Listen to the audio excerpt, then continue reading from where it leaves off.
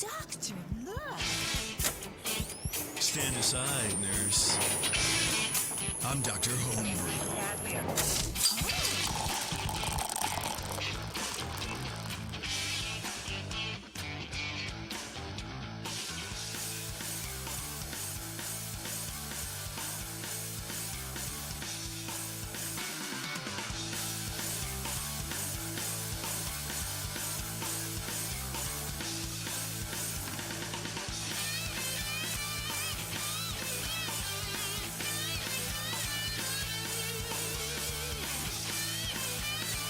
Welcome, everybody. Dr. Homebrew here for you, with you even, during these trying times. Beverly just blinded me by turning on the lights, and it reflected off of her shoulders, and I don't like it. I noticed that. It was dark and brooding in here. I'm trying to be in a bad mood. It was like the green flash at the end, when the sun goes down. Yeah. But it stays Sorry, Beverly, what? Right. I apologize. Are you implying that Beverly is like... I don't know. Brian, Brian, push the button on your thing. Brian. This button here? I couldn't Yeah. see your faces, All your right. beautiful faces on the camera. That's what I was going for. Yeah. I'm trying to be miserable. I'm trying to be a miserable asshole today. Nobody You watches already this. I'm trying to be worse than that. Anyway, it's Dr. Homebrew, and you know what's not miserable is using PBW and Star Sand from 5 Star Chemicals. You know, I used PBW to clean out my dishwasher because Yeah. apparently there's a bunch of mung and like nonsense that can live in your dishwasher. Not with PBW.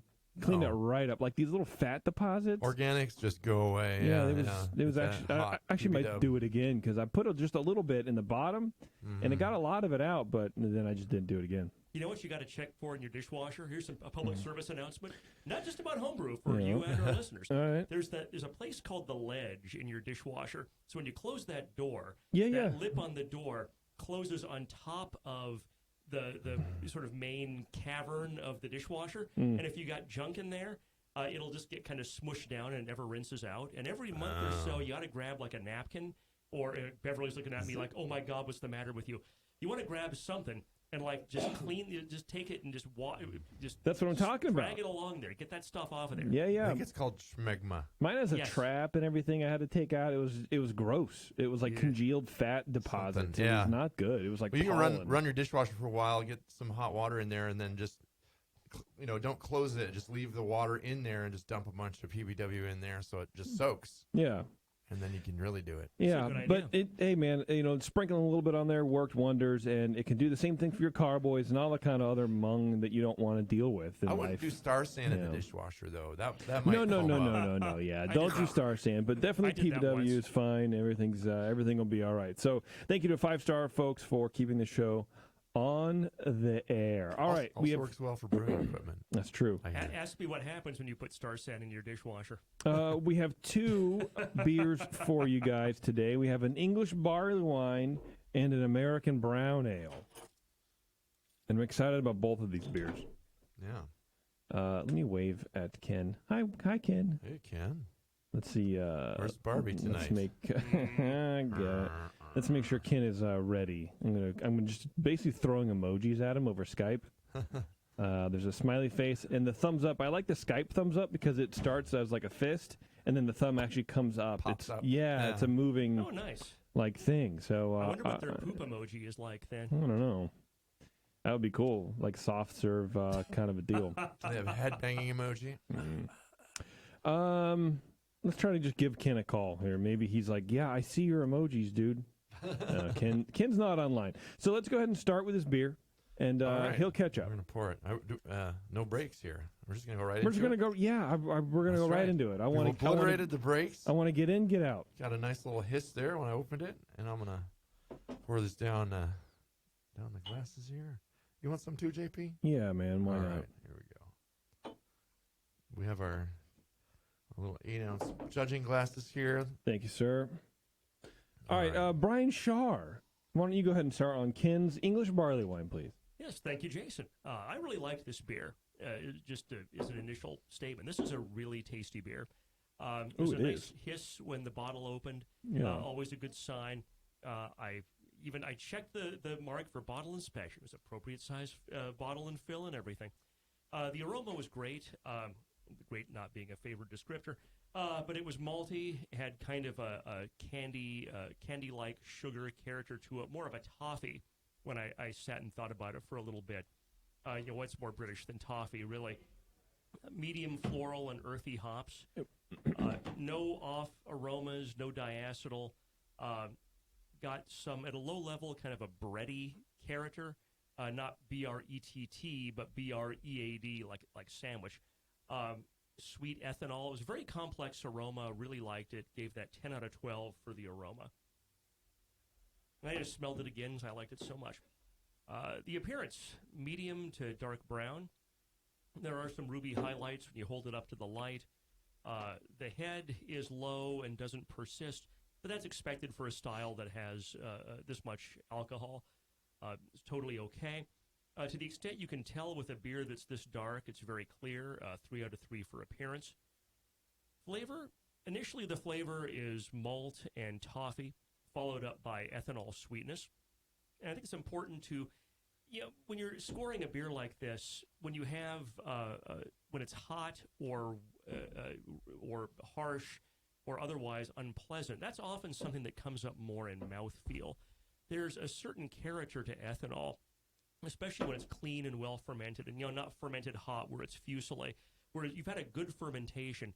There is kind of a sweet ethanol character you can get in a high alcohol beer, and that's definitely present here. And that goes in as a flavor descriptor, not a mouthfeel descriptor. Bitterness comes up mid-palate to almost balance. It's still more of a malt-oriented beer to me. Finish is medium duration. It's clean, malty toffee, really well attenuated. I thought this was really, for a beer that's this big, and it's not quite as big alcohol-wise as an American barley wine typically, but it's a big beer. And this beer is, good job on fermentation because it's well attenuated. It doesn't leave a lot of worty type character behind. You have a sip and then you want more. So that's 14 out of 20 for flavor. Mouthfeel, 5 out of 5. It's warming, definitely, but not harsh. Low carbonation. It's that low carbonation is okay for this style. It's British and it's a high alcohol beer, so that's acceptable. Full-bodied, creamy, again 5 out of 5. Overall impression 8 out of 10. A beer like this is why people like to drink this style of beer. This is just really well made. It's flavorful. It's complex, complex flavor, complex aroma, tasty alcohol without being harsh or fusillé. Very well done in a difficult style to ferment. I guess if I were to want one more thing, it's kind of contradictory to what I just said, so excuse me for being internally inconsistent here, but it's all right. Maybe a little bit longer finish on this beer would be nice. Wow. And that's not really fair for 2 reasons. Tell me about it, brother. One is it's well attenuated, and I was thinking about this in the car. I judged this at home, and I was then thinking about this I judged this in traffic on the way over. Well, yeah, who doesn't? I mean, if you're going to be a real doctor of homebrew, you're going to be ready to judge in pretty much any circumstance. That's right. I should have come up a couple points on this, and I'm probably even willing to come up a couple points on this, because I'd rather have it be well attenuated and drinkable like it is than if a longer finish means maybe it's not quite as attenuated and it stays on the tongue longer. I think it will be less pleasant, right? And it's I've always kind of struggled with and I've always kind of struggled with when you have a beer that you like in every respect except for maybe the finish is really short. That's like one of the. I'm a grandmaster judge, and I still don't know after 25 years of brewing, how are you supposed to adjust the finish, sort of by itself? And all I can think of is attenuation. But I like the attenuation the way it is. So I gave this a 40, but realistically, I probably should come up a couple to give this more of a 42.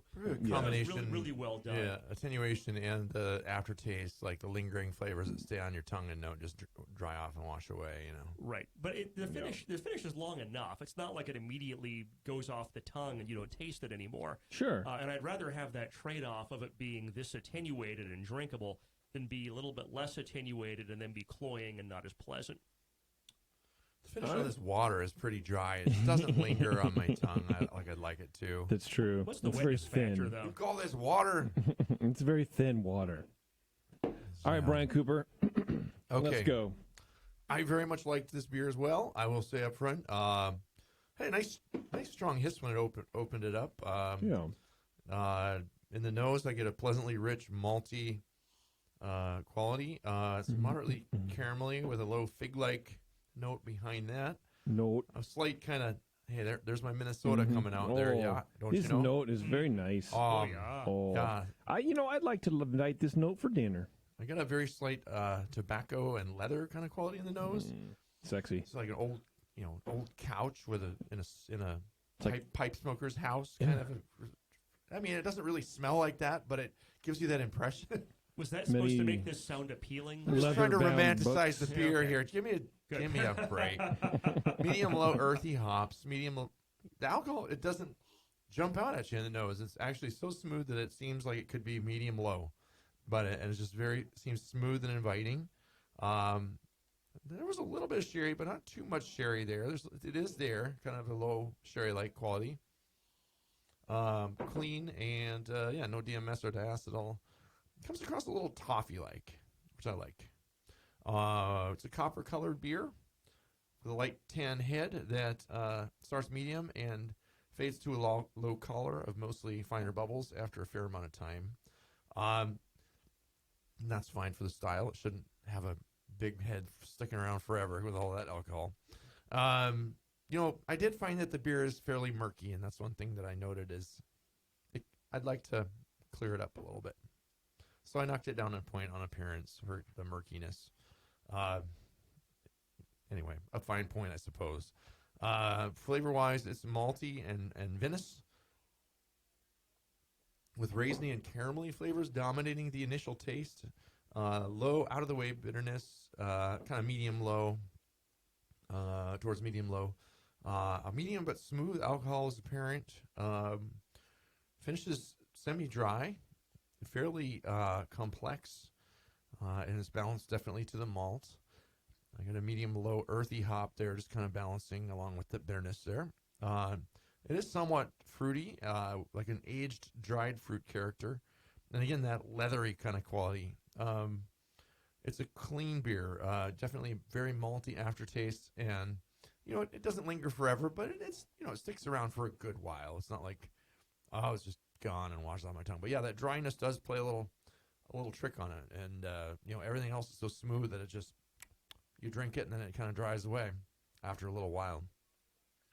Mouthfeel wise, medium full body, kind of medium full in that range. It's not super full, but moderately high carbonation, actually kind of pushing just a bit towards the too prickly side for the style. It was really big hiss when you opened it, and it drove a lot of carbonation. So these bottles are pretty well carbonated, and that's actually it's easier to air in bottles on the other side of things unless you're bottle carbonating. So yeah, and sometimes if you do bottle carbonate, I don't know if this was, I don't really see anything in the bottom. It can go further towards that side over time as you age your beers. And we've talked about that before on the show with barley wines. Like the last one you drink can be it's carbonated perfectly now. Boy, this beer is super smooth, almost kind of creamy with no astringency, and I really like the mouthfeel on it, other than the slight kind of prickliness. Yeah, very pleasant drinking English barley wine overall, with a lot of interesting flavors to keep the tongue interested. CO2 seems just a bit high, a little too effervescent, but really a fine point there. Also drives some very nice flavors to your nose and over your tongue. So I really don't mind it, and it's not jarringly like, wow, that's way too carbonated. You can also perhaps figure out a way to clarify this a little better. But damn, overall, it's just a nice job. I mean, these are fine points. I think it's a really nice beer. I gave it a 41. Wow. It'd be interesting to talk about the water too. Yeah, you think there's a water thing going on? I don't know. I guess I'm wondering if there's a little mineralness in there, kind of behind the bitterness. It's kind of accenting the bitterness a little bit, but I don't know. I'm usually really sensitive to that, and I'm Yeah. not getting it. But It's it doesn't not mean chalky. It's not there. No, and I'm just wondering what if any water treatment was done and where you went with that. Like, isn't it Burtonized kind of water, or is it because it seems like there is some minerality to it, but it's not distracting and like oh, they really over adjusted their water. But yeah, it's definitely like a 41-point barley wine here we're dealing with. This is nice. If you cleared up that, maybe dial back the carbonation just a little bit. Keep this recipe like it is. That's going to be a medal winner. We have Ken on the line. Ken, Yes. what's up, dude? Hey, I was calling your other Skype thing or whatever. Oh, well, I didn't know I had another one. Yeah, I don't know. I saw it on the sheet, so I apologize, man. But we literally just finished with your beer, but I'm sure we can give you some recaps unless you were listening. I was not. I didn't know you could while it was live. But that's Damn. great. Ken, how dare you not have to know wait 2 everything months. about us? Mm. Well, thanks for joining us, man. Hey, again, my apologies, but I'm glad that we were able to fire emojis at each other for a second. That's just kind of what I really am all about. It makes his life complete. Yeah. I've definitely gathered that from the shows. Well, you know what they say, man. Let's see. Where should we start, Brian Cooper? Well, let's ask him about how long he's been brewing. Well, I've been brewing with my wife. My wife and I brew together Nice. for about 2.5 years. Yeah. Wow. We are chemists by trade. She's a high school teacher, and I work at a university, so that kind of gave us a leg up, I think. Mm-hmm. Yeah. No wonder your fermentation is so good. Do you ever use that against her whenever you guys are arguing? Like, well, look, I work at a university, so I know what I'm talking about. No, she's much smarter than I am. Good answer. I'm not going to win that, whatever. It's a good answer. Kenneth, are you two in a homebrew club, or are you lone wolves of brewing? Well, I was hoping you would ask that. Oh. Because I am actually in the greatest homebrew club in the country, Please give it a shout out.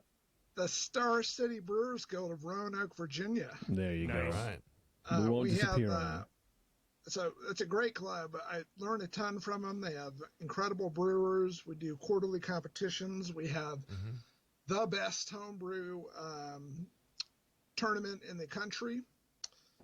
The Throwdown, if anyone wants to enter it, it's coming up in March. Ooh, how do we enter that? Well, it's going to be on the BJCP site, and we're kind of a small homebrew competition with about 225 entries, but we make up for it with about $8,000 in prizes. Wow. That's pretty good. 225 is not tiny. That's pretty good. Yeah, set of that's a good. Yeah. Yeah. That's a One good size. last shout out about the best homebrew shop. Mm-hmm. My good friend Rob Burden, the Southern Hills Homebrew Supply. He's a big part of why our club is great and a big part of why my beer's so good. Awesome. A good local shop can really help keep Yeah, the you energy gotta have going that in your support. brewers.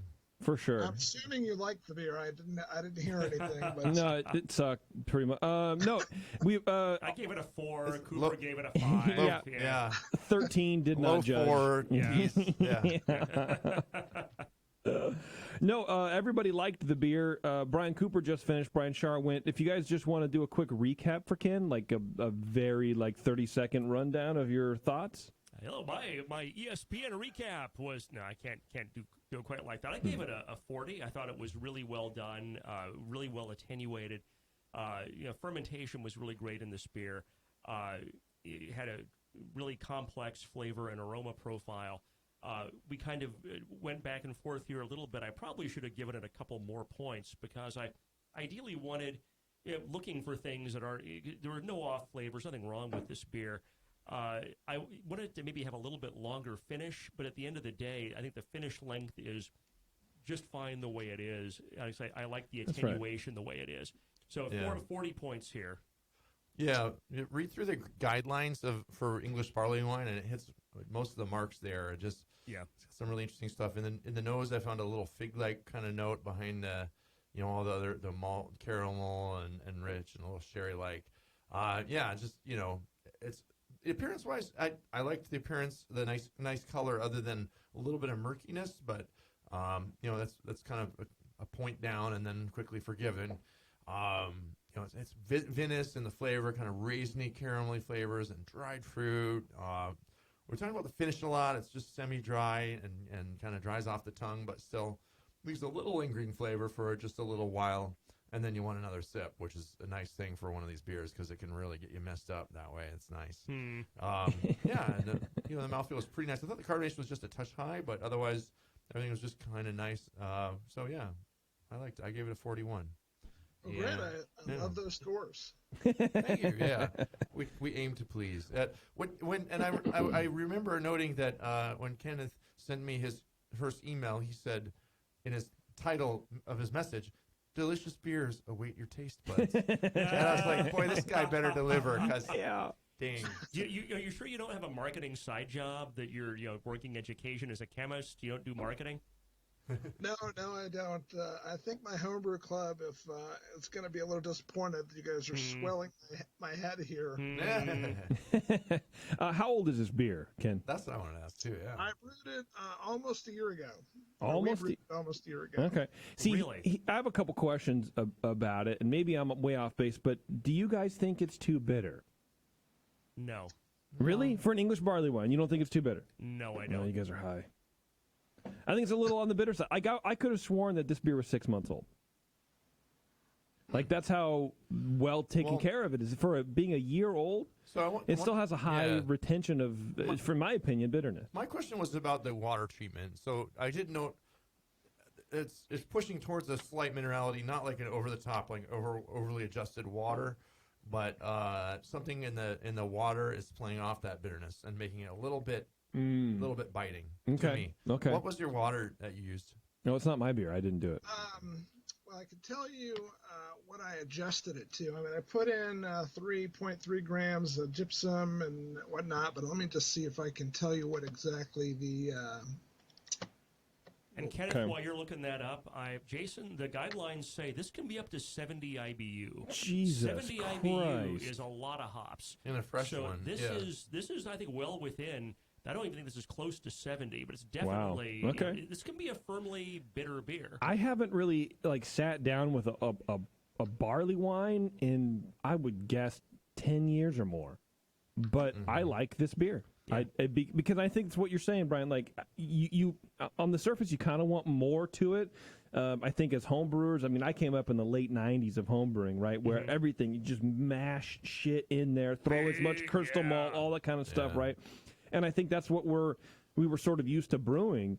Right. But I think that sort of course has corrected a bit where you don't want as much of that weighty stuff in there. You want a lot less, because you want it to be drinkable. You don't want to have 4 ounces of it and go, well, I can't have any more because I had syrup this morning and my like the pastry diabetes is out of stout, control. Right. Exactly. That's why I don't like pastry stout, because you can have an ounce and you're done.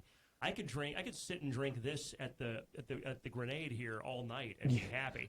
And you'd have to pour me home, but still. Yeah. So, the bitterness can be just enough to balance and up to kind of a firm presence. So there's a pretty wide range for bitterness. As they age, though, I would say it tends to fade down. So you would expect this one to maybe be coming across a little sweeter and not have that much bitterness. So maybe when it was fresh, it was much more bitter. Yeah, well, or out of balance. in but another now year. Now it's good. Yeah. Or just We're still high saving enough. bottles to open one every 6 months. So There you go. It's Kenneth, good beer. do you I like store it. your bottles in a temperature-controlled environment, or do you just keep them out in a closet somewhere? It's in a very carefully controlled downstairs bathroom shower. Yeah, hey, it's downstairs and it's in a shower. Probably no exterior walls or something. Probably stays pretty nice down there. Yeah, it does. It's pretty 67 or something like that down here. Yeah, Nice. Perfect. Maybe even lower. It gets pretty cold in the winter, actually. But no, I was shooting for, 76 ppm of sulfate and 56 chloride. So it's not overly. Yeah. Well, those numbers seem fine to me. I think that. Well, depending on where your water, if you're sure you know where your water started, did you start with RO or did you use your water and add gypsum to that? I get my well water tested Yeah. every year, and it's basically Because you're a chemist and you close can. to RO water. Yeah. Okay, good. Wow, really nice. That's great. Yeah. Brian and I were having a discussion kind of before the show about whether there might have been any water adjustment on this, and I'm usually really sensitive to adjustment if it's out of bounds, and I couldn't tell anything. And You could back off the gypsum just a touch. Just a touch. that might be the bitterness that JP is getting. Maybe. Yeah, it's a little That's more just from bitter life, than I though. expected it to be. So I'll go with JP on that, but I'm hoping it's going to smooth out a little See? more as the years go on. I know. JP wins one. I get a point every now and then, Ken. Well, hey man, do you have any questions for the guys? At At all? No, I'm glad I caught you. And Yeah, me too. I look forward to you guys trying my next beer, which I hope is even better than this one. What's your next beer? Belgian Dark Strong, if I'm looking correctly. Yeah. All right, awesome. Okay. Very good. All right, Ken. Well, thanks, man. Now I got your true and proper Skype name. I will not make this mistake again. All right, great. All right. Cheers. Thanks, Ken. Thanks, Later, Thanks, dude. Ken. Bye. Nice chatting with you. Bye. Good. Cool. I'm glad we Good got him beer. on. Yeah, good stuff, man. By the way, his Skype is I store beers in the shower. If you want to 6969. He literally does. 420. Yeah. Oh, this is nice. All right, let's take a break. All right. Take a break. We're going to come back. We're going to drink an American brown ale, and we're going to do a whole bunch of cool stuff like that. It's Dr. Homebrew. We'll be, right back.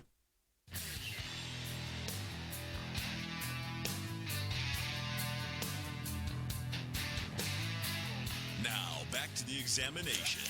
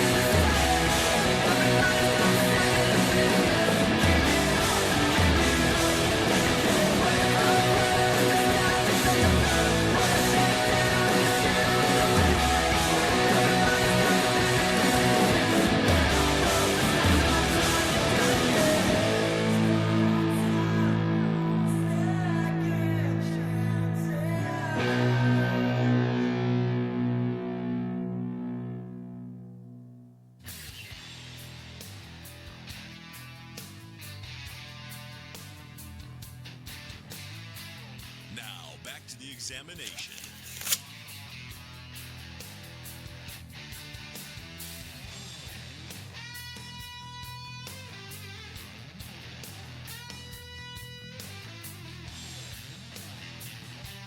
All right, welcome back, everybody. About to fire up Skype again. get our buddy Jason on the line to talk about American barley wine. American barley wine. No. American It as an American brown ale. American brown ale, If it's dude. an American barley wine, I'll have to revisit my scores Yeah, here. you've been hiding some American barley wine from us, man? Well, that's what I do, man. You got another bottle of that American brown? American barley bar. Do I? No, I don't actually. I think This is he. it? Okay. Yeah, he only sent 3, and so I sent you guys We got one the less home. carbonated version we could taste. Oh, I of wanna do the that. brown ale. Oh yeah, I got more of the brown ale, dude. Bring on Okay, brown. why is nobody accepting my invitations to chat or whatever, dude? I think I'm doing this wrong.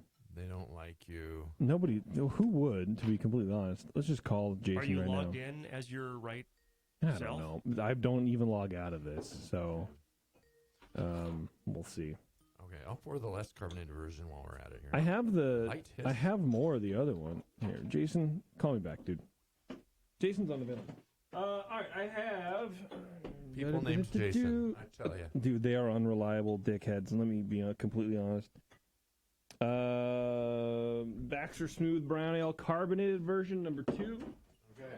You want that one? Cool. I want to side by side them, yeah. I don't think we have enough glasses for that. I got a water glass. I just need to pound some water. I don't have any water glass.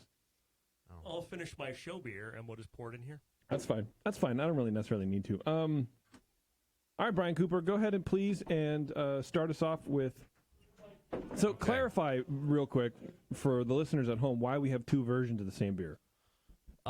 Well, I guess Jason thought that his beer was not carbonated enough. Maybe he listened to us over and over talking about how beers are not carbonated enough when we get them, and they're not right, and it just falls flat because it lacks carbonation. And sorry, we had to give your beer. Are you doing 20 a voice? points because Are you doing no, a voice? Kind of. Okay, I just wasn't I sure. could do one for you. Your beer should be a little more carbonated when it comes to us because in a beer geek way.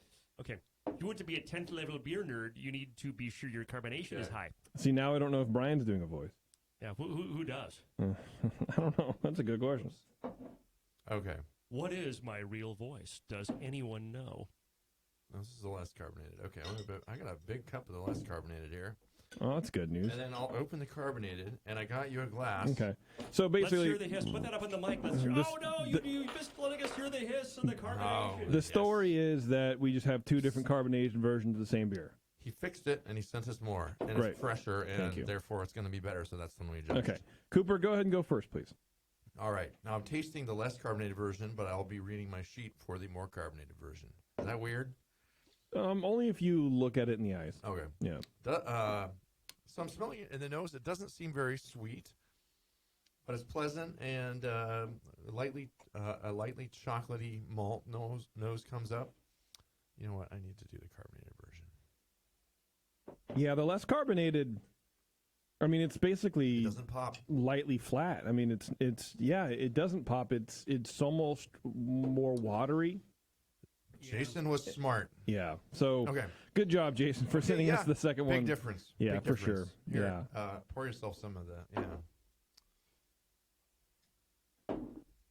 Pour that and do the side by side. This is amazing. This is what we're talking about on this show. We're getting geeky on you. This is how much carbonation actually matters on the smelling this- judging table. The same Yeah. beer side by side, and it's a night and day difference. Mm-hmm.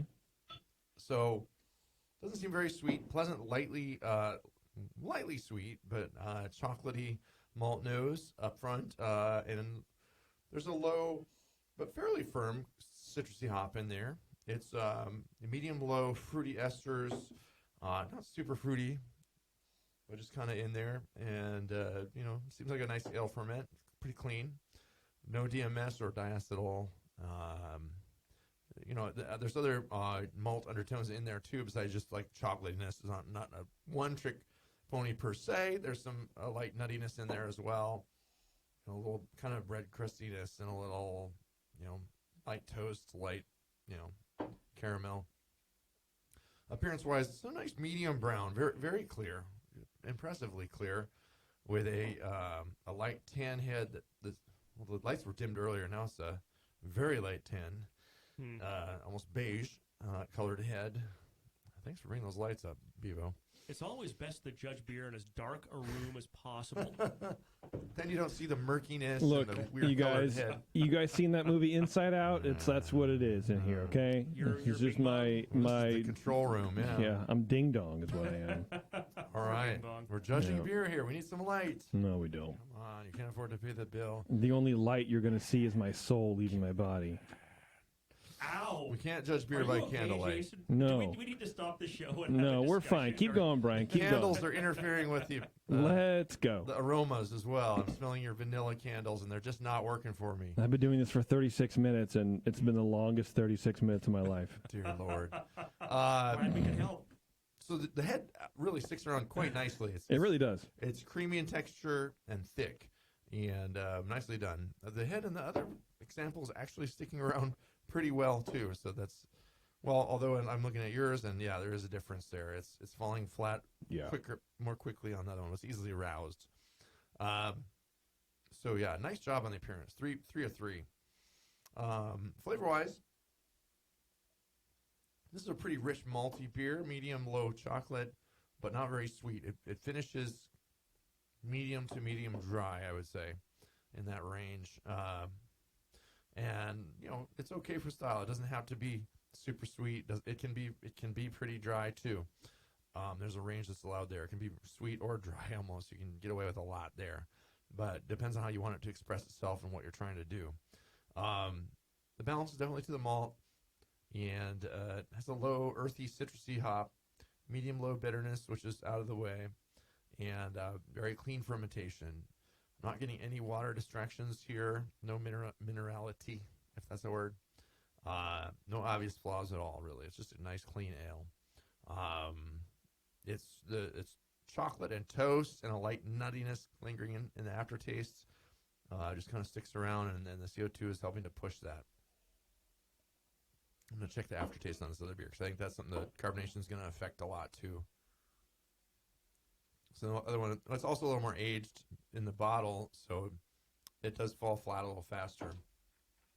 Mouthfeel-wise, it's medium-bodied, no warming noted, medium-high carbonation, as should be pretty carbonated, somewhat smooth, not really creamy per se, but there's also no stringency here either. So just a nice kind of middle-of-the-road smooth beer.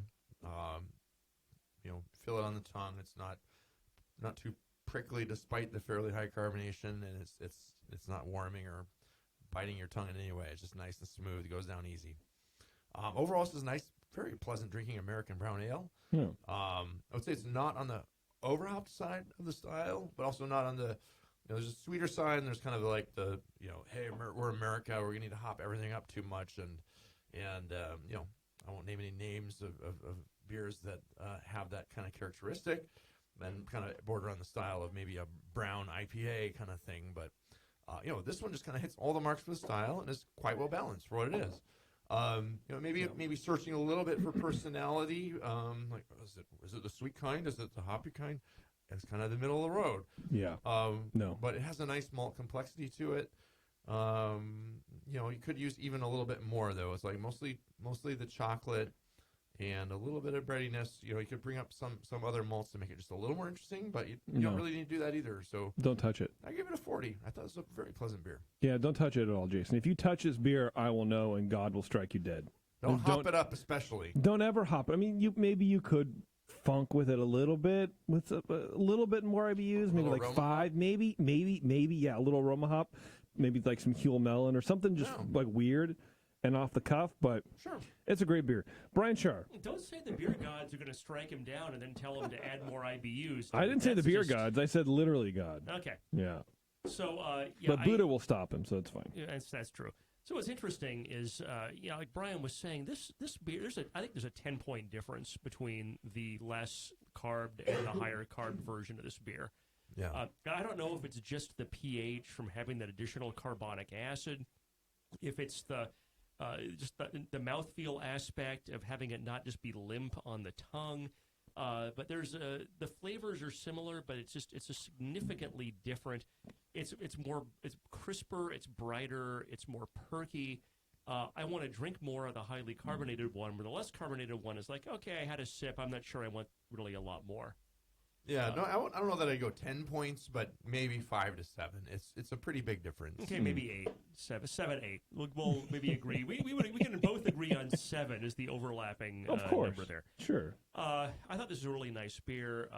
Low malt in the aroma, low floral hops that complement and don't clash with the dark malt. Good choice of malts, actually. It's really hard with darker beers sometimes to do hop selection. And I don't know, when the brown IPA kind of came into vogue a few years ago, people used a lot of C hops with the dark malts, and they just totally clash. Cascade, Centennial, Columbus, in my mind, none of those work very well with dark malts. So whatever your hop choice is here, it seems more British to me. It really complemented the dark malt, so good job.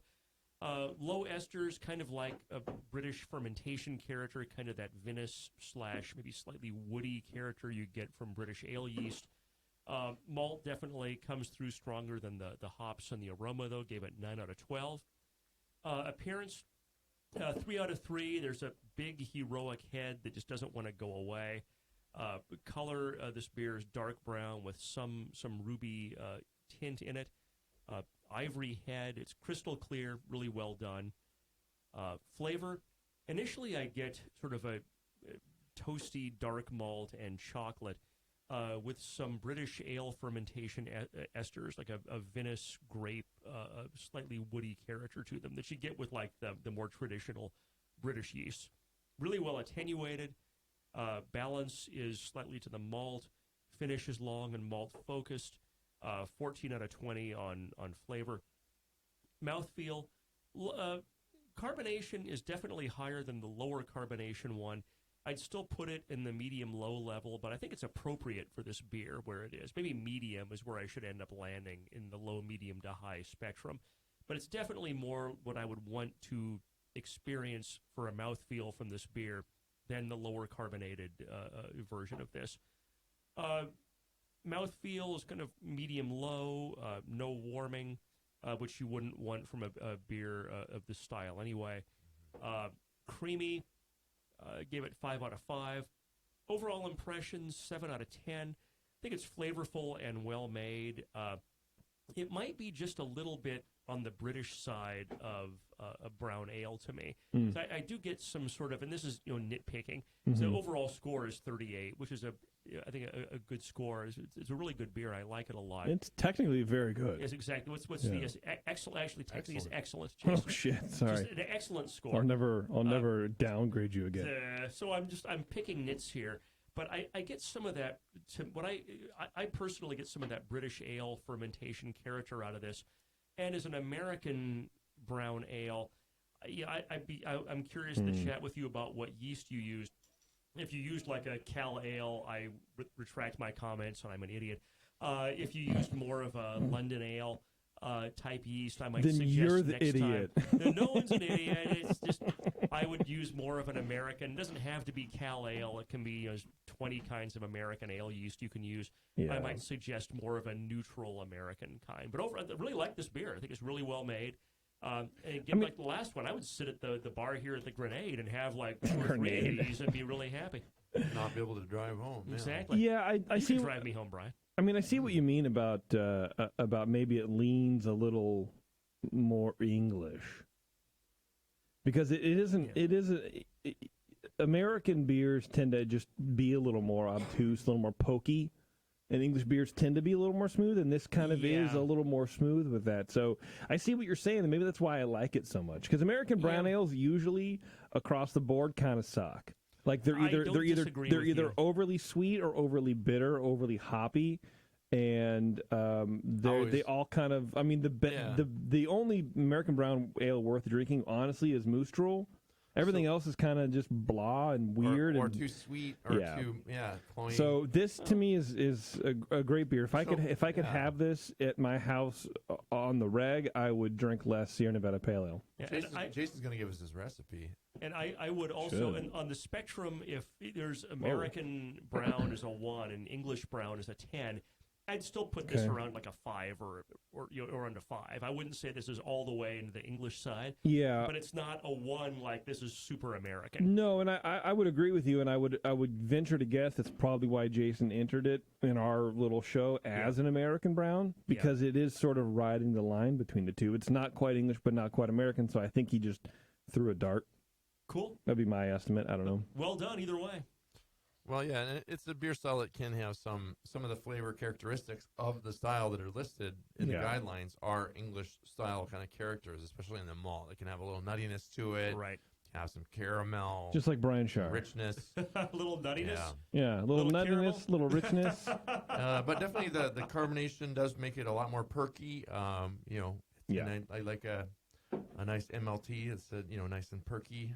What's an MLT? Mutton, lettuce, and tomato sandwich. When the mutton is When real the mutton lean. is nice and lean. Yeah. The fuck are you guys So talking pretty. about? Sorry, it's a Princess Bride quote. Oh. How do you not know this, Jason? What? Smoke weed about it. There's eh? nothing better than true love, except a nice MLT. Oh, yeah, I don't know, man. Dude, if you're gonna feel so, you need to go home and watch Princess Bride. Miracle You will Max. feel so much better about your life This is and the everything. last, this You is know the what we're last doing thing I after the need to show, do. JP? Yeah, going We're all our going to separate your ways. house and watching Princess Bride. That's what we're gonna do. You guys are going to drive 35 minutes out of your way to watch watch me Yes. fall asleep on the Hell couch watching yeah. Princess Bride? We are. I don't know about that. Anyway. All right, well, very good. Jason, I'm sorry we couldn't connect with you, boy. Boy. I'm sorry about that, but we'll get you on the flip, dude. I wanted to ask him about his homebrew club. I always Yeah. do that. I wanted to I hear know about you his do. club. Yeah, That's my thing. It is your thing. That is you're the club. You're the club thing guy. I've been deprived of my thing, Jason. You email us and tell us what your club is. Please and, do. Give us a shout out. Please for your do club. that. All right, everybody, we're going to take a quick break. We're going to come back. We're going to wrap some stuff up, and then we're going to get out of here, unless you're listening live, in which case you'll be trapped here with me.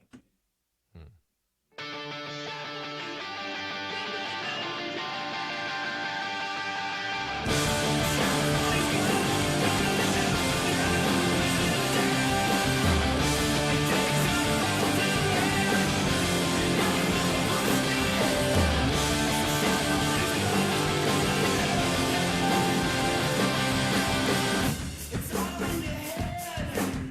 That's what you say. I just don't believe you.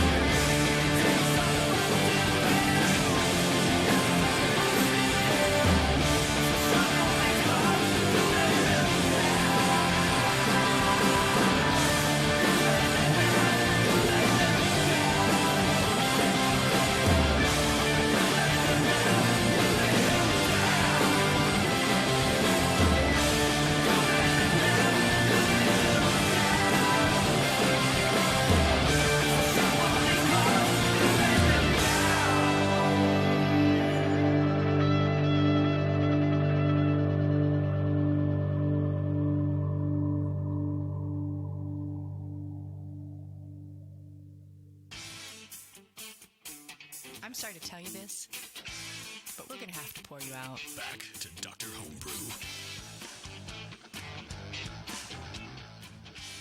All right, we're going to call Jason here real fast. Apparently, I screwed up. You committed some Dr. Homebrew malpractice? Again, yeah. Does your apparently. policy cover that? Or does our policy, oh my God, does our policy cover that? Do we have a policy? I don't know. I think we have a duck here that talks. I think it's the same shit, right? Aflac. Oops, do we have to cut that out later? Maybe. We should probably have to cut it out on principle. Yeah, Cut probably 'cause it was everything just out. not And actually, funny. yeah, just play the commercials because those are the only interesting part. Yeah, bro, just play the interview with the guest. Yeah.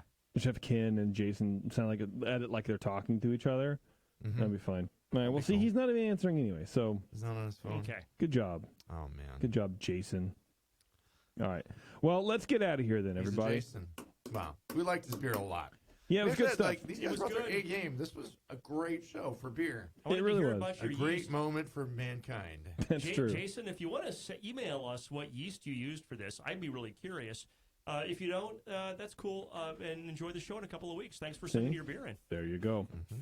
All right, everybody, if you're listening live for whatever reason, give us about 15, 20 minutes to gather our purse and our pearls, and we'll be back on the air. And then if not, just go ahead and find another show to listen to on the Brewing Network. There's a bunch of them. I'm sure they're all great, but none is better than Dr. Homebrew because this is really where you get all of your information. Everything else is just fun, but this is, it's like everything else is icing on the cake, but really what you want is the cake, right? And where else do you have No, two wait, other way brides? around. The icing on the beer. Other way around. Everything else is the cake, and we're the icing because that's really what you want. You want to scrape your finger along the icing and taste it. Scrape your finger along us, and well, you get the Taste hint. us, Do yeah. you want cake, Jason? We can get you I hate cake. Cake Okay. is fucking gross, by the way. Pie is the best dessert, and cheeses, but pie. But tiki drink. Well, I mean, that's every day. I have We that. could I have we that could for talk for an breakfast. hour about this, but we shouldn't. No. All right, everybody. Thanks a lot for tuning in. This has been Dr. Homebrew, and you've been great. Good night.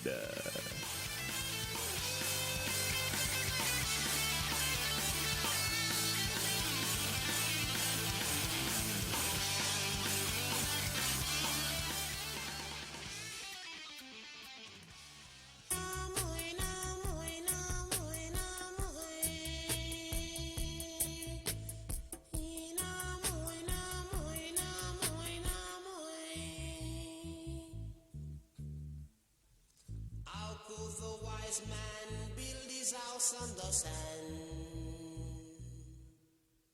Where on the sand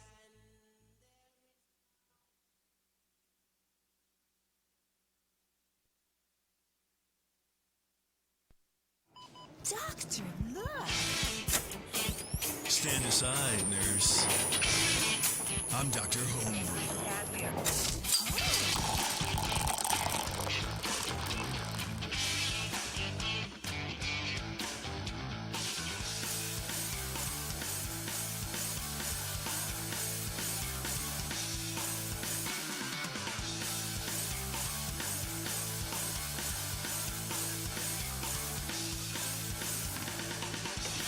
Hey, it's everybody. It's Dr. Homebrew. It's Dr. Homebrew, everybody. Calm down. Everyone relax. Everyone calm down. It's only Dr. Homebrew. Your family beer No, physician. thank God It's I fine. can relax. Everything's okay. Everything's fine. We're here now. We're going to drink your beer, and we're going to tell you how good it was. They And take then- your vital signs too, which might not like that as much. It's true. Well, or you might. You never know. And that's how it works here. We have two beers for you today. One is a Kentucky Common, Kentucky Common. which I don't really necessarily want to go into that guidelines yet. And then the other one is another Bell's Two-Hearted clone. Oddly enough, we just had one a couple of months ago. Yeah, What? we did a show Yeah. with the Bell's clone. So I'm pretty excited about that. That's it's not often you get this trend of clone beers. Let me drink this tasty water first. But this is Bell's official. So, as you will recall from a few shows ago, we were at HomebrewCon and Bell's was there with us, hanging out. That's right. The founders, Not like me, the, but- the big wigs, the honchos. That was really Yeah, fun. yeah. That I'm was terrible with that was names, a super so fun yeah, show. but- John Mallet. Yeah, John. John And then Mallet. Yeah, it was and really a fun to few of his- finally meet John Mallet. I've read so much. I read his book. Didn't he write the book on malt? I don't know. I swear he wrote the Brewers Association malt book. Brian's going to look it up. He's such a nice guy.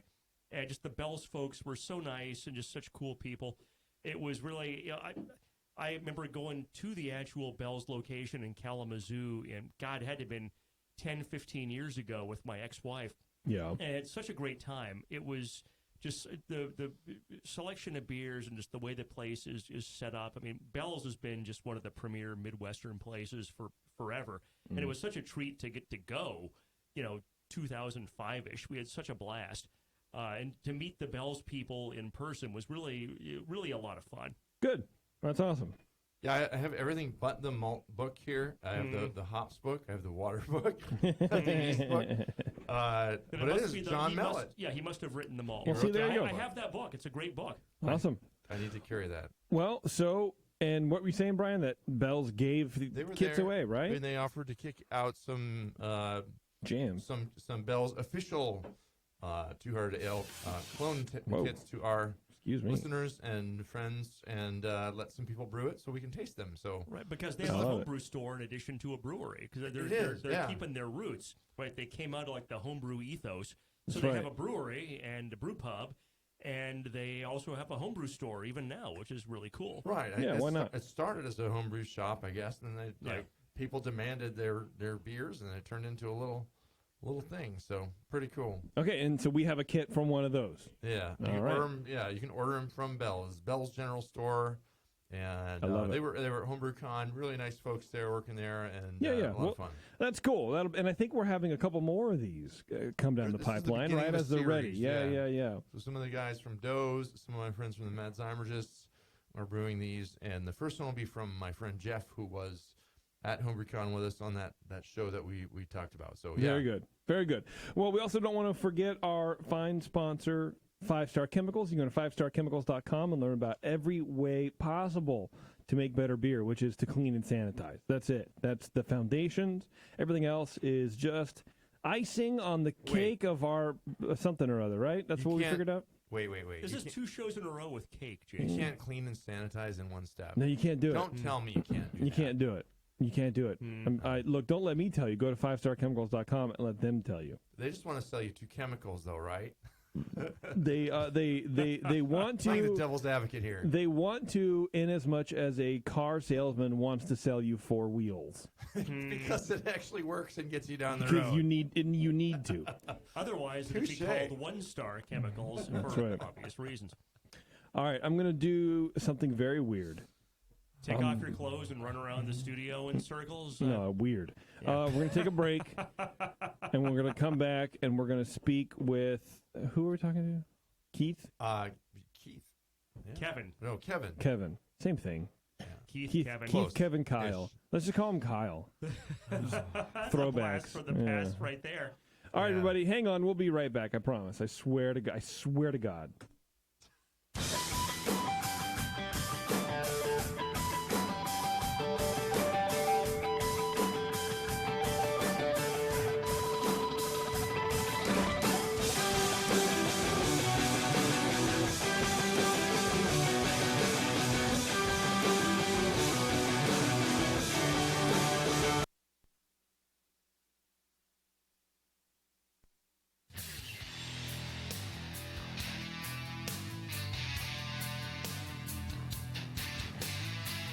Now, back to the examination. There we go. See, it wasn't that long at all. You online listeners. Yeah, you guys are panicking. Where's my 3-minute song? For no reason. Everybody who downloaded it got to listen to 16 commercials, probably. I hope so. That would be I'm great. Ted Dancer telling you why you should buy Smirnoff Ice. He's on some app or some garbage like that. You're in for a real treat. Shut up, Ted. It's like 15 seconds. They paid me to tell you in 15 seconds to drink Smirnoff Ice. So drink Smirnoff Ice. You were married to Whoopi Goldberg. What do you know? I think Whoopi Goldberg's pretty cool, and frankly, I always thought she was a little hot. Wow.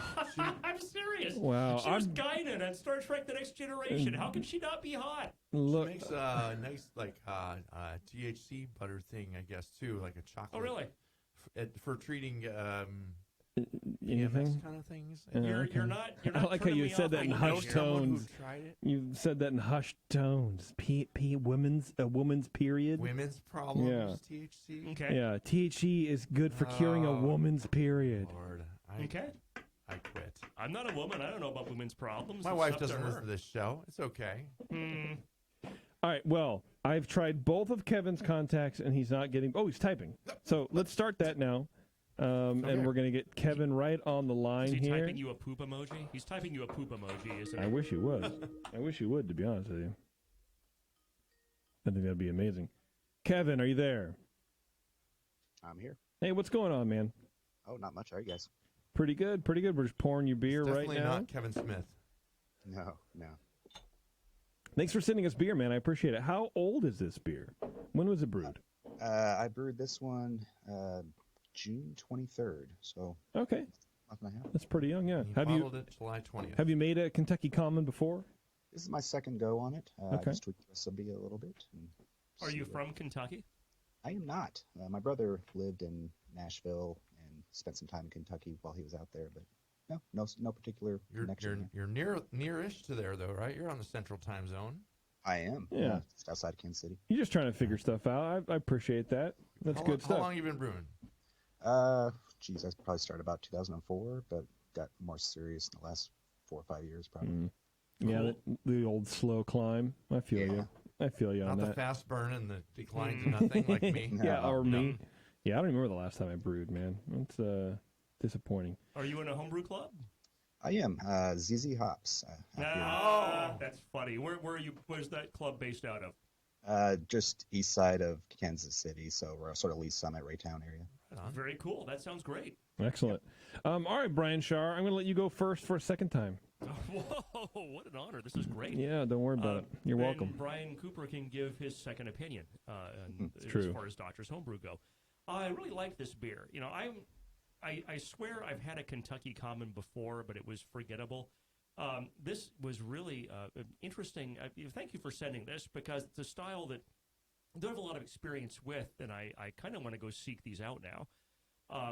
Aroma was 9 out of 12. Had a low toasty dark malt character, low caramel, no hop aroma. That's okay in this style. No off aromas, no diacetyl or DMS. Didn't get any obvious corn, and did get sort of a low berry / grape ester. Appearance 3 out of 3. Colors light brown or copper. It's right on that border. Crystal clear. The head is low but very persistent, so very, very nice appearance. Flavor, initially the flavor is caramel and toasty dark malt. Some low bitterness comes up to just balance, kind of in mid-palate. The balance is a little toward the malt. The bitterness never quite gets up to the malt, and that's okay. I like the flavor the way it is, with the bitterness being in a sort of a supporting role here. It's well attenuated. Finish is long and malt focused. Corn isn't really noticeable, but it's not supposed to be. And after Brian and I have reviewed this, I'm definitely curious to find out what your malt bill was if you had done this all grain, and how much, if any, corn you put in. So we'll talk about that later on. Flavor, 15 out of 20. Mouthfeel, 4 out of 5. Body's low. I knocked at one point because carbonation was a little on the low side. This is a style that, from my extensive reading of the guidelines just 20 minutes ago, like I'm some sort of authority on this. Right. This is kind of like California Common in the sense that it was brewed quickly, served quickly, kind of fermented in the serving vessel, which was the time of barrel. So the thing would build up really high carbonation. This doesn't have to be like a Belgian triple where you have to have like a thick bottle and you're having 4 volumes in here and you're in danger of the thing exploding. But a little more carbonation, I think, would have been welcome in this beer. There's no warming, which it shouldn't have, no astringency, so that's fine. Overall impression, 8 out of 10. It's a really tasty beer. Of a style that I really haven't drank a lot of and really would like to drink more of. Frankly, I've said this for the last 2 beers of the shows we've recorded. We've been very fortunate. I would drink several of these. I would, pay money for one of these. It's a great, great flavor. It's proof that a beer doesn't have to be 10% to have a lot of flavor and a lot of complexity and a lot of character. It's flavorful and interesting. Again, the biggest complaint I had, more carbonation, would have really, I think, improved this beer somewhat. I gave this 39 out of 50 overall, so that is an excellent score, Jason. Whoa. I thought it was an excellent beer, and I will drink some more while Brian Cooper talks about how he scored this. Yeah, this is definitely very good beer. Yeah. I really appreciate this. I appreciate this beer. Go ahead, Brian Cooper, please, if you wouldn't mind. Okay, so for those that don't know, the beer, Kentucky Common, is overall it's a darker colored, light flavored malt accented beer with a dry finish and just interesting character malt flavors. Would it be fair to say, to me, it's sort of reminiscent of an amber ale? A little bit. But lighter body. But sessionable. It's refreshing with the high carbonation and the mild flavors. Highly sessionable due to being served very fresh and with restrained alcohol levels. Yeah. The That's just the guidelines overall call it like impression. a cream ale with dark malt. There's a lot of history about it. If you're interested, go to 27B in the BJCP guidelines and read that history there. It's pretty interesting. Yeah. Kind of based out of Louisville, Kentucky area. And, spread from there and then died out. And now homebrewers are reviving it. And it's, just one of those interesting styles that's had a life of its own over the years. For the last 100 years pretty much, and now it's come back. So in the nose I get a low clean malt, notes of biscuit and light caramel. I feel like I got a hint of chocolate in the nose. I get like a pale chocolate like a thing pale coming chocolate. through. And to me that seemed a little out of place because it's not necessarily supposed to be there. Nothing in the guidelines screams chocolate. I get it more in the flavor. They can lean towards the darker side, and this one's kind of like middle of the road for color, so it wasn't like a darker version. So it seemed a little odd to me, but again, not a big deal. It's no DMS, no diacetyl, just nice and clean, and pretty light overall. But although that said, it's a light beer, but there's a lot going on here. There's a lot of malt aromas in there, so the complexity is actually pretty nice. There's a faint sweetness to it, but not overpowering at all. Just a low floral hop. Fruity esters are kind of backgroundy. It's inviting aroma. It's like, oh, this is interesting. Let's take a sip of this, or let's look at it first. So it's the semi-dark amber and very clear, creamy off-white head of very fine bubbles. Persists quite well. I actually gave it full points for appearance, 3 out of 3. Flavor-wise, medium maltiness up front. And here I'm getting notes of like a dark bread crust-like with low caramel. I'm not getting the chocolateness here, so I'm like maybe just kind of off my rocker in the nose, and something is reminding me of chocolatey, pale chocolate. I get it in the flavor. I don't get it in the nose so much. Oh, okay. Yeah. Okay, I'm the reverse of you. I revised my... You get more in the nose and less in the flavor, but... Yeah. The beer finishes pretty dry, and as it should. The balance is to the malt. Cleanly fermented ale. It's slightly fruity. Very low bitterness out of the way. Very light floral hop flavors. And just that nice bread crustiness kind of comes out in the aftertaste, and it sticks around for a good while. For such a light beer, it really does have a lot of flavor and a lot going on for it here. And mouthfeel-wise, it feels maybe bigger than it really is. I think maybe the classic mistake in some of these would make them just too light. If you don't want it to taste like water. You want to have something there. It needs to be malty enough and substantial enough and have enough carbonation to drive a lot of flavor and keep it interesting. So there's no astringency here. It's nice and creamy, smooth, soft as it should be. Medium high carbonation. You could use a touch more here. No alcohol warmth, of course. Overall, it's just a pleasant drinking Kentucky Common. Great appearance, excellent flavor for the style. I really like the flavor. I rated that higher than, say, the aroma and the mouthfeel. The flavor is just on point, and the aroma, like, oh, what is that going on? The question I had too was, I don't know, there ain't much corn here. it should have kind of a corny presentation, as I think Brian talked about a little bit. But I'm not getting a lot of corn here. It's like kind of a grainy corn-like note that's not coming out. But it's really interesting for what it is, and maybe it is expressing itself more like an amber ale in a way, like a light amber ale light. Yeah. But it's a really nice beer. I don't want to knock on it because it's just like maybe it's a new style. I don't know.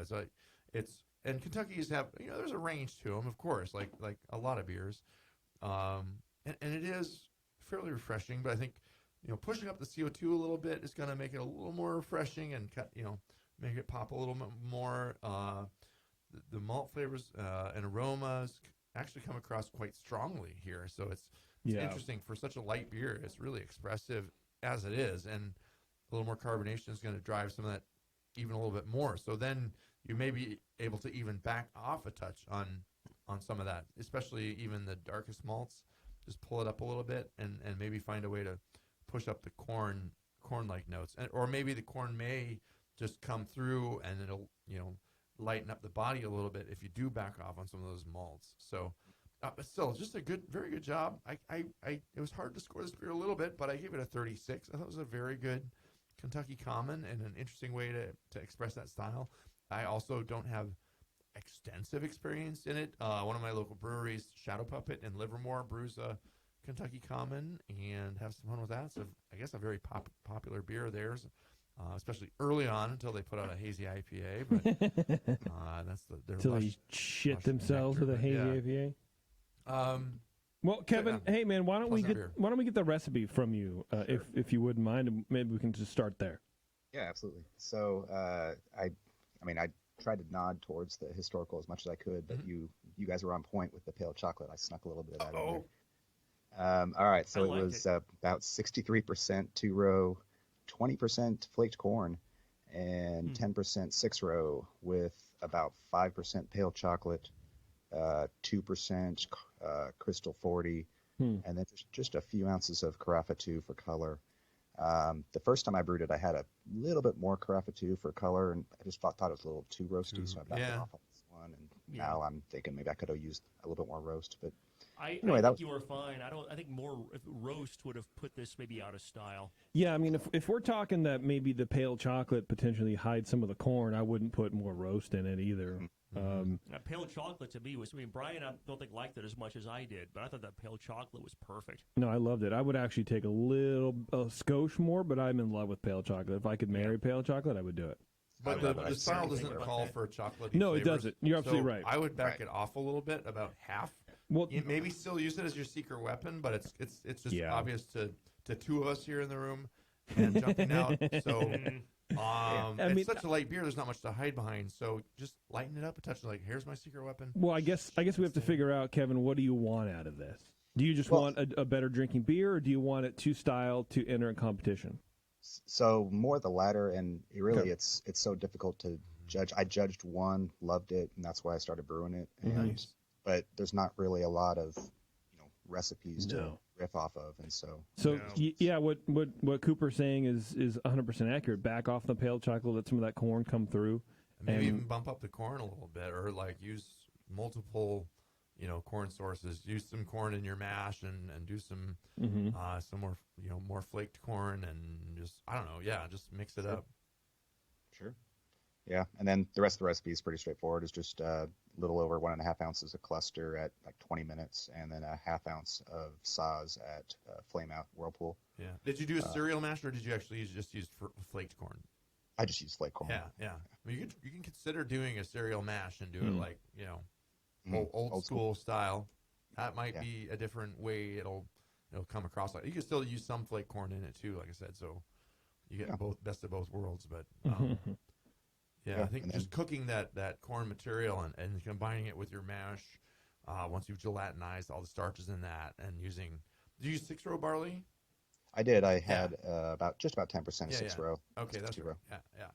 No, that's the way to go. And that's the 6-row has more enzyme. It's going to convert the corn starches and get it. You can get up to even 25-30% corn. With some of the old school beer recipes, and I don't know what they did back in the early 20s and and thereabouts. So or the early, whenever they started, these early 1900s, I meant to say. Okay. Right.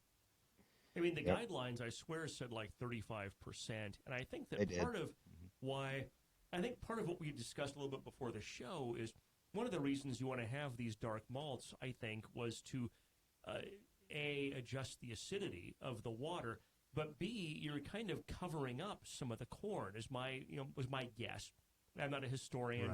Right. My guess is that was, somebody Or wanted German brewers wanted like a Schwarzbier type flavor and realized they could cover up that American corn with Corn's some, cheap, but we got to make this thing taste good somehow, guys. Exactly. So to me, the guidelines talk about a corn aroma, but don't require a corn flavor.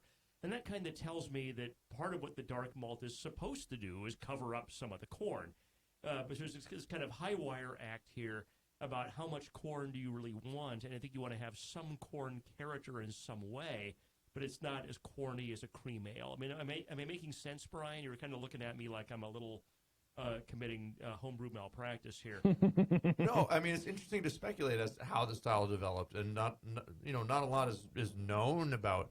There's people that think, oh, it would have been a sour beer. They probably did a sour mash, and it's like, no, it's not supposed to be a sour beer. No, you look at all the brewing records from breweries in the turn of the century. There's no long acid rest, no sour mashing, no extensive conditioning. They drank it fresh. They didn't let it sour. So, like, this is right. Some people will make the mistake of souring it, and this one is in the right territory. It's not, it's got a lot of interesting malt flavors. It's light, and it's really drinkable. So, it's really fun. Yeah, I enjoyed it. Thanks for sharing it. Keep working on that one. Yeah, appreciate it. Do you have any questions, Kevin, by the way?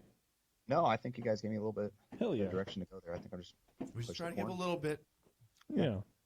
Couple of gentle nudges, both in our bathing suits, so it's not weird, but just a little. I We don't always know what encourage that people means. to send us the same beer again, and then we'll review this show and see if what we told you made sense, and then we'll be Yeah. like, oh God, what we told you made this beer horrible. Go back to what you did before. Yeah, half of that's correct. Awesome. And we encourage people to send in beer. Yeah, anyway, all right, Kevin. Well, hey, man, brew the beer again, and if you want to send it in, that'd be great.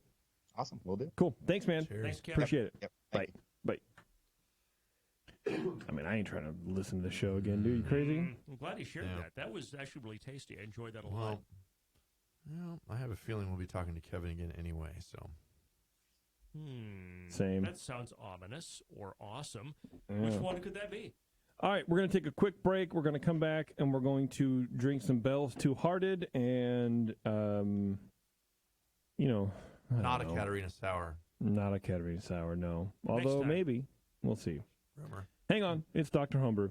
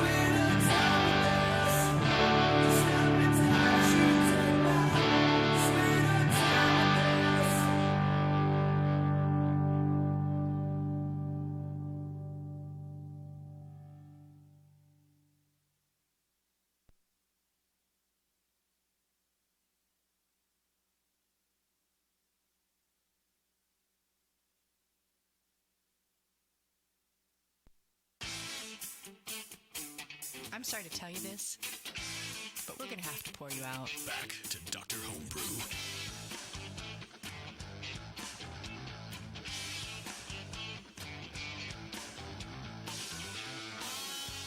All right, thanks for hanging out, everybody. Brian is finishing up some last-minute adjustments here about how we're going to be pouring some Bevo to pour us anonymized beverages. beer. Yeah, This is going to be super exciting and fun. I'm really excited about this. yeah, it'll be a good time for sure. I was excited when I went to visit my friend Jeff, and he handed me 2 beers that looked about the same color and said, "Here, taste these." I was excited when we were at HomebrewCon, and you and Jeff had recommended going to the Hot Wiener place around the corner from the BN Hey, party. give me Jeff's information again, please, so I can punch him into Skype. Yes, sir, I will. Thank So you very while much. they're doing this, at HomebrewCon, there's Rhode Island, for being like 20 by 20 miles at the smallest state, has more regional food than like any other state. And there's the stuff. Yeah, we've already talked about hot wieners, talked about hot Brian. wieners? Yeah, Did we? what Yeah. the fuck's wrong with you, dude? Because I love hot wieners. I would eat some Always right now if I had if they talking were about available. wieners. I always Just talking really about need wieners, to talk about them. especially hot wieners. So, what are we doing here, Brian? What are these anonymized beers we're talking about? So we have the Bell's Two-Hearted Ale clone kit that a friend of mine brewed, and then we have actual Bell's Two-Hearted Ale. Okay. And we haven't judged these yet, so they're just going to be presented anonymously live to us, and only Bevo knows which one is the homebrew and which one is the I don't think we need to commercial beer. necessarily judge them. I think we can just talk about how accurate they are, Right. and then maybe just do a score on the fly. It's sort of like a commercial calibration. Jeff, what's up, dude? Yo. How's it going, man? Hey. Did you take Super my fantastic. Thank you for asking. I hope you're having a pleasant evening. No, it sucks. I want to die. It's an awesome that evening. figures. So if we balance out sucks and awesome, does that become pleasant? No, Yeah. it becomes slightly annoying. Finn misses the beach, dude. We had a lot of fun down there. Thanks for I hand carried this homebrew up and the commercial beer up from Santa Barbara, and we still miss the beach. It's a lot of fun. Well, down there you go. Did you literally hold the bottles in your hands while like your wife drove? That's probably why they're so warm. Oh.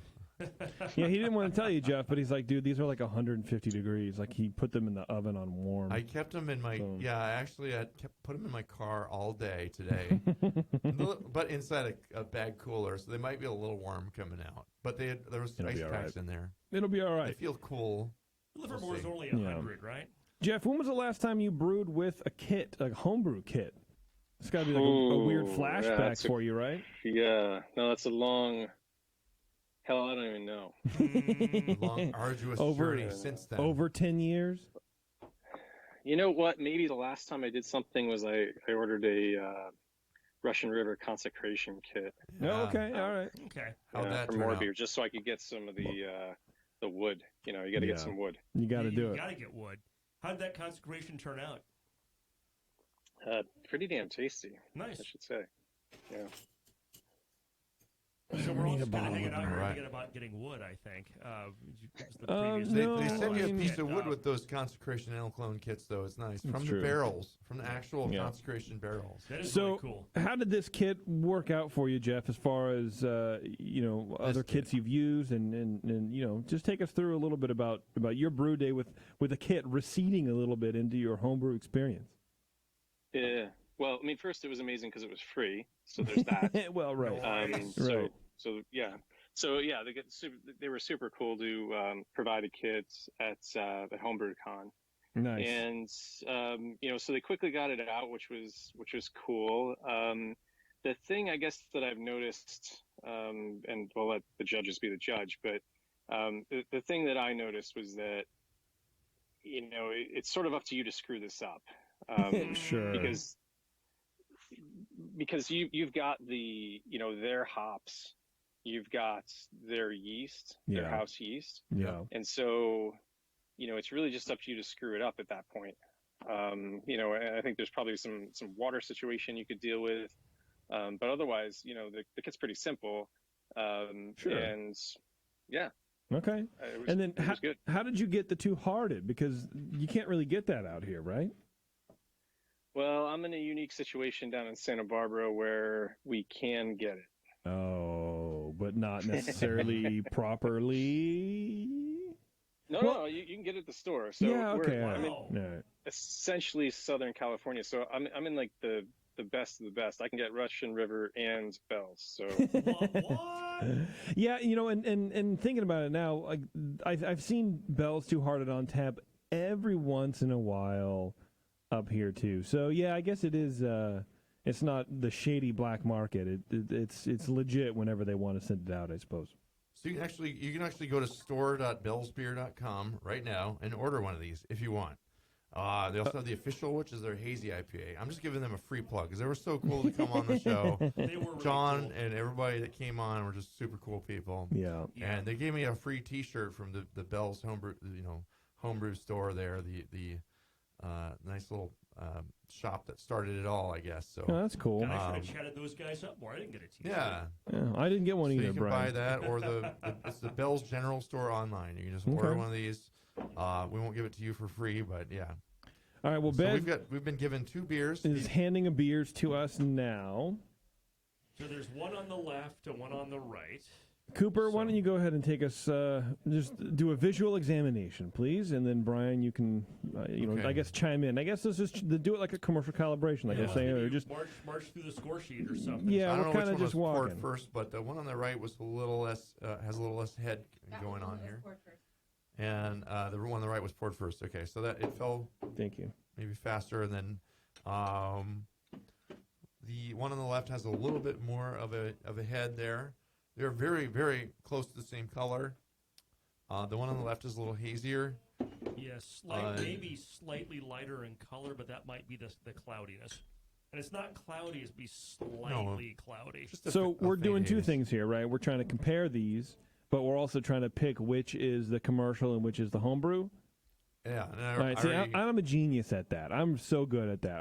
I always get it right. So you guys think we ought to just kind of march through the categories and at the end decide whether left or right is the clone versus the commercial? Sure. And we were talking about appearance. We're skipping ahead a little bit to appearance, and that's cool. But yeah, I Yeah, we totally can flash agree. forward. Left has more head, right has less head. Left is cloudier, right is crystal clear. And Brian and I drank a lot of Bell's at the Homebrew Conference. They were generous to sharing the Two Hearted Oh, wow. and the official. They're hazy, and they were all excellent beers. They had, Yeah, they they had had a lot, like a booth at Pro Night, several which was different- great. Damn. yeah, several different beers there. Yeah, and they do a great job with everything they do. Yeah, they do. And that's not just because they're doing this. I mean, I've loved Bell's for 20 years. It's the number one beer. I think 2 or 3 years running now in the AHA's best beers of America. It beat And Pliny you know out. what? I'm a fan of Expedition Stout, but I like stouts. So what can I say? Yeah. Okay. All right. What about flavor? What do you guys get? What are you guys getting in the nose? Back to the nose though. What do Oh, you get, nose, Brian? okay. Aroma. Let's think. I mean, the one on the left definitely has a brighter aroma. I might differ a little bit. I think it's the left. I get a little cardboard, and I get maybe a little more brightness on the right. Interesting. Yeah, for me, the one on the right has that almost like circus peanut candied orange thing. Does anyone get any light diacetyl in either of the beers? On the one on the right, a little bit. We'll have some Brian? dead air while I sniff things. Give Sniff, me a second. sniff. Yeah, I mean, the one on the left just, I'm getting hops. Yeah. The one on the right, I'm getting, like I said, some of that candied orange, a little bit of Circus peanut. butterscotch, Yeah. and some malt come through. So the Yeah. aroma is not really as powerful as it is on the one on the It's left. pretty hoppy though. I don't get diacetyl Sure. on either one. I get more citrus on the right. Okay. More of an orange peel. Yeah, a little more Maybe that's dank, that's what maybe. Jason's thinking about circus peanuts, but I get like a orange zest on the right one that I don't get on the left. Okay. I bet Jeff's probably going, I don't know Or which one you don't guys are get as drinking much. either. The one on the right, I would say, this is a double blind. We don't know what we're smelling or drinking. the body is prettier. It's got these nice orangey highlights to it. The head can be roused, and it's it's a pretty beer. It's brilliantly clear. Frankly, Jason, I get more circus peanut out of the one on the left, which is fascinating. The one on the left's cleared up a little bit, too.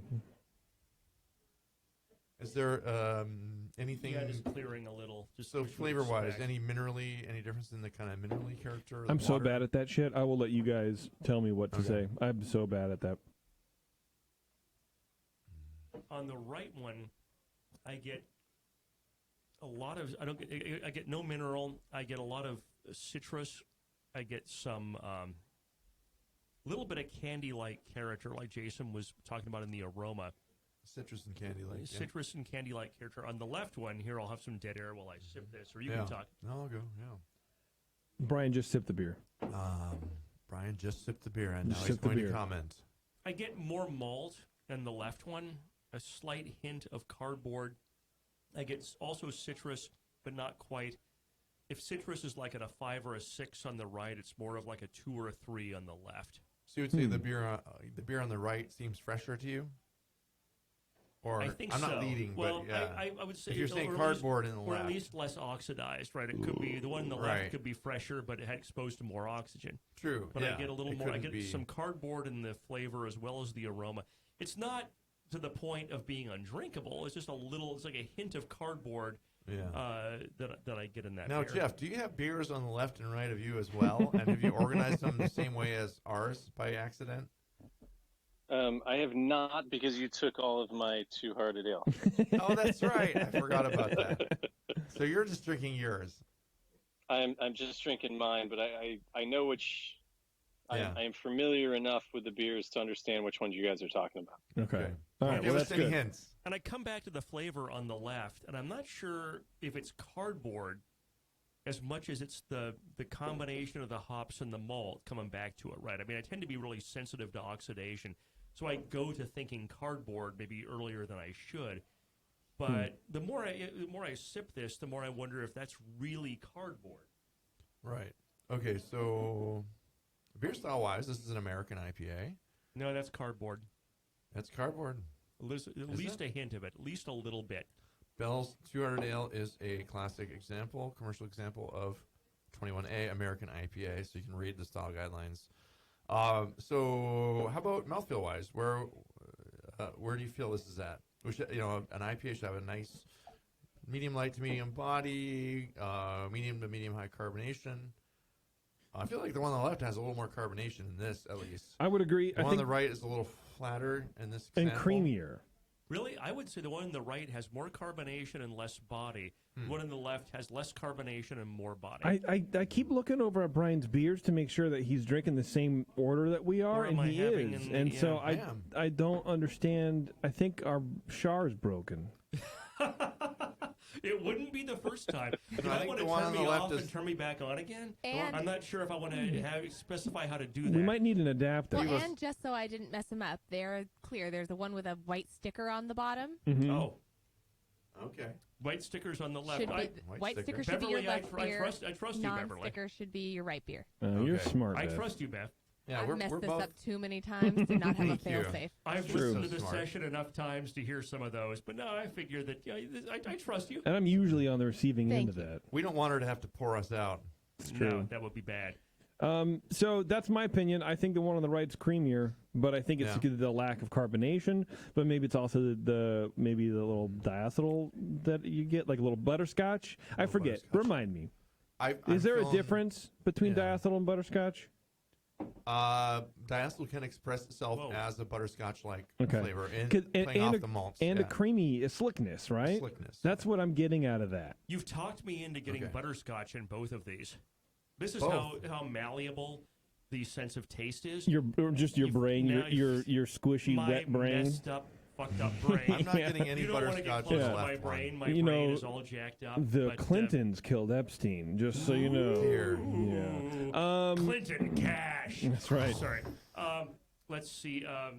Maybe diacetyl does that to your brain. But I can do get a little popcorn lung. butterscotch. You know, I do like movie theater butter popcorn.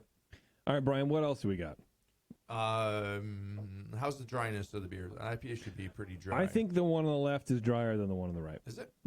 That's what I think. I mean, I'm also not an IPA expert by any means. The one on So the left, it feels a little more minerally, and it dries off your tongue a little faster.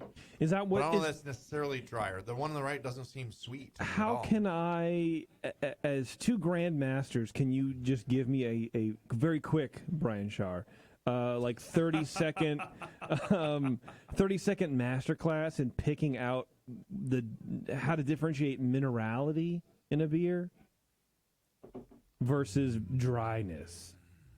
Because I'm not very good at that. Dryness is how sweet versus not sweet the beer is. If it's sweeter in the finish, it's less attenuated. If it's less sweet in the finish, it's drier. Minerality has to do with, do you taste something like you're licking a rock? Yes. Do you taste salts or just plain salt or something in addition to how sweet or not sweet the beer is? Does that make sense at all? Yes. I would add it can accent the bitterness and the hop characteristics. So absolutely. Based on that, I would say that I think they both have a similar minerality, because I think maybe like you're licking a rock can also be tannins, but this doesn't taste like tannin to me, which I'm well aware of because I'm a home brewer and I extrude tannins. But tannins give you that mouth puckering. Yeah, thing but it's also the dryness on your tongue. Because minerality can give you a mouth pucker, but doesn't have to. Right, that's what I'm saying. The tannins they start for me. It's like the center part of a cat's tongue where it's like sandpaper. That to me can be tanniny. I think the minerality is different than that. But when you said salt, I can get a little bit of that on the one on the left. On the one on the right, it's just kind of minerally. Right. So there's a difference in the water profile. I think if I'm dissecting your brain. I think you're dissecting my squishy brain correctly. The classic homebrewer adjustment is calcium sulfate. It's gypsum, adding a little gypsum to your water to get the calcium you need to make your malts convert happily. If you have low calcium or a malt that needs help converting, or and sulfates, which and it's a part of Burtonizing your water too. But then there's also a lot of other minerals that go into it. So like minerality probably isn't even really a word, but like there's magnesium, there's sulfates, there's chloride. Chloride can accent the sweetness of a beer, and sodium. There's all different minerals that do all different things, and we should just let Jeff talk about minerals in water for a while, because he's a master level judge almost. Once we get his exam results back, I think. Minerality is a word. It's a non-scientific term used to describe flavors that smell or taste like rocks or organic matter. Yes. Soil. So I wasn't talking out of my ass. I mean, maybe, but okay, I was. Yeah. Partly. Okay, well, we got minerality out of the way. Okay, bitterness? I now think I understand. Bitterness. Is one more bitter than the other? That's hard because I feel like one is sweeter than the other. I think one is drier and one is not as dry. The one on the right. But it could be some of that sweet, creaminess of the maybe lower carbonation. Could it be because the lower carbonation? Yeah, low carbonation, maybe some of that butterscotch. I think there's a little more creaminess there. Yeah. I think the one on the right is a little more bitter. Okay. A little. I think the bitterness is close. To me, I'm like, the left one has I felt a little more mineralness, and that's accenting the bitterness in a way that's kind of biting my tongue more, along with the increased carbonation in it. So, to me, it feels more bitter, but actually I think they're probably about even. If this one was more carbonated on the right, it would be about even. Yeah, for sure. And I want to emphasize, we're talking about small differences here. I think these are, in a lot of ways, really close. Right? Yes. We're talking about how these are beers that are, cardboard or carbonation. The flavors and aromas and characters of these beers are really tightly grouped here. Yeah. Yes. I agree. Okay, so which one is the homebrew? Can you guys guess? Brian Shar, guess right now. I am guessing left solely based on it being slightly more cloudy. Okay. Wow. I'm guessing the right one is the homebrew. Okay. That's what I'm going to guess. Because? Because it's a little undercarbonated. Yeah. It's a little there's a little diacetyl thing. Those are really the only two things. Actually, to be honest with you, mainly it's the carbonation level. Right. For me, it's a little too low for, unless it's a growler fill, in which case then I'm just all bets are off. Can Bev tell us which one was?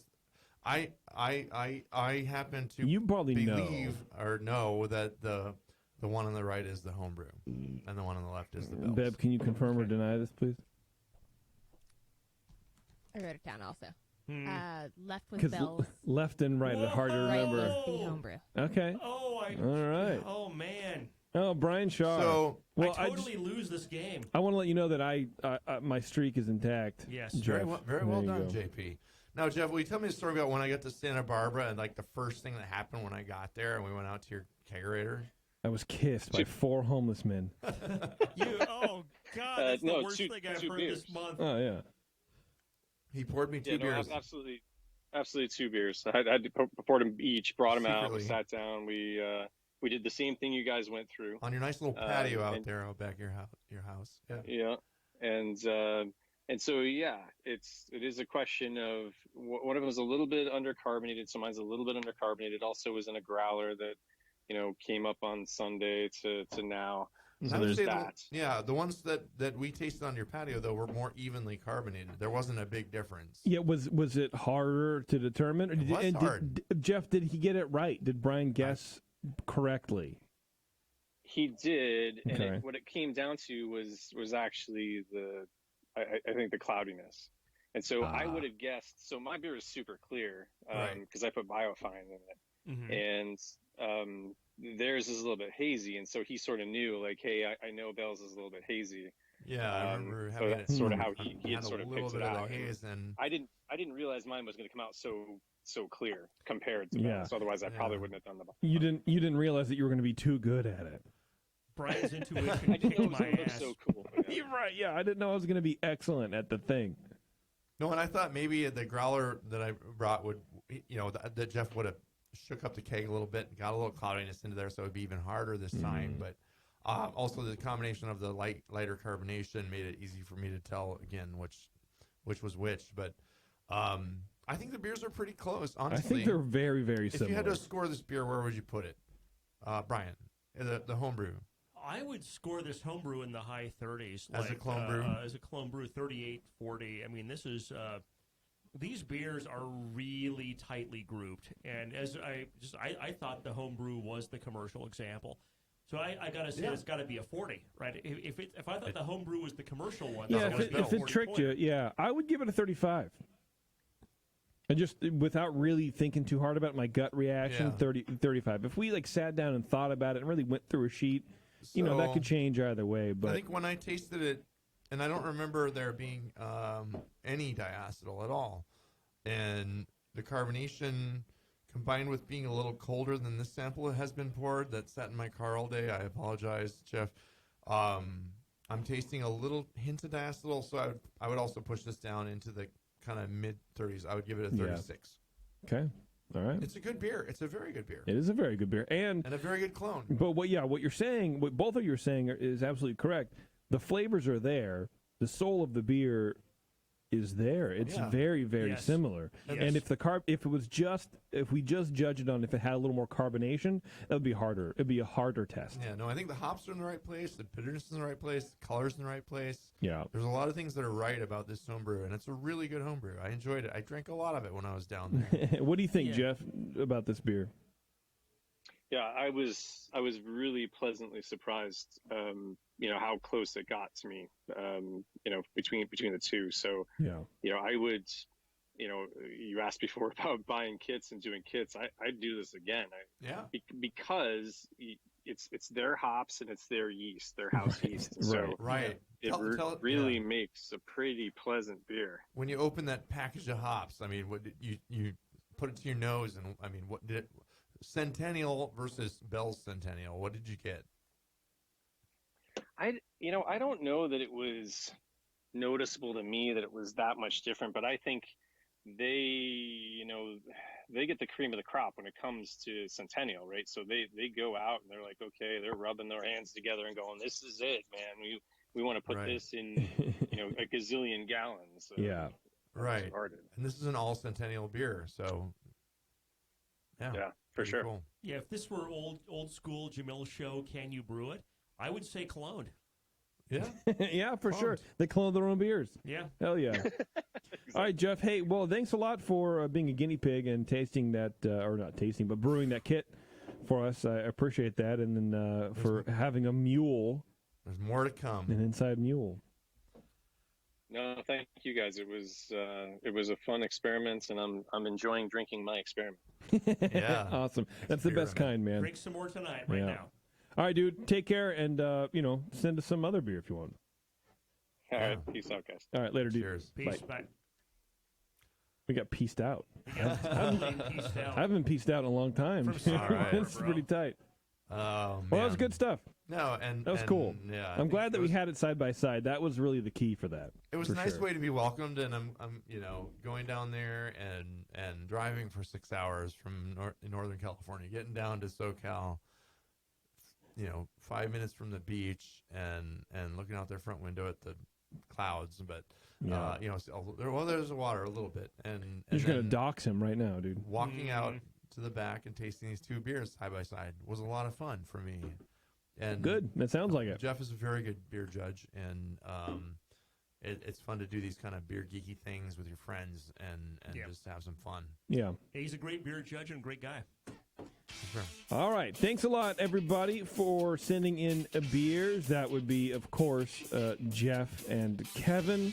Thanks to Bells for giving Jeff the ingredients. That's right. Yep. And thanks to Bells. Yep. And thanks to 5 Star for supporting the show. And thanks to you guys for listening to the show. If you want to be on this show, email Brian at thebrewingnetwork.com. Brian with an I. Brian with an I. And he will get you on. He will get you on the list to get on this show. And who wouldn't want to be on the show, to be honest with you? All right, everybody. Thanks a lot for tuning in, and we'll see you later. We need a few good beers.